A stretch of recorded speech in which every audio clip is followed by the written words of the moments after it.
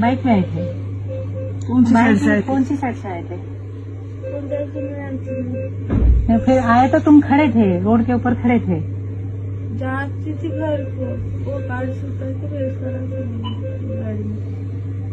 वो बाइक में आए, तुम्हारे पास खड़े हुए, तुम उनका चेहरा पहचान सकते हो? मैं रुमाल बांधे थे।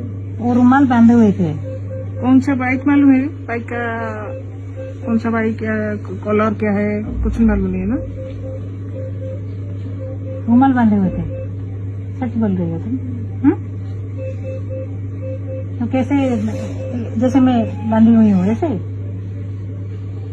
कोई चश्मा, कोई कुछ आर्टिकल जो देखा हो वो हमें पहचान सके, वो लोगों को? ऐसा कोई किसी के साथ कुछ भी बातचीत नहीं किया आपने? वही बुक देने के लिए गए थे, फिर आके बोले उनके घर के पास जो खड़े हुए थे उनका नाम क्या है?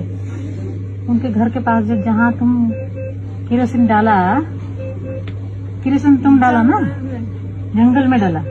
कौन सी जंगल? बड़ा बंद, बड़ा वाला बंद के ऊपर। तो ऐसे रुमाल आपके मुंह पे डाला या कैसे? आप बेहोश कैसे हो गए रुमाल में?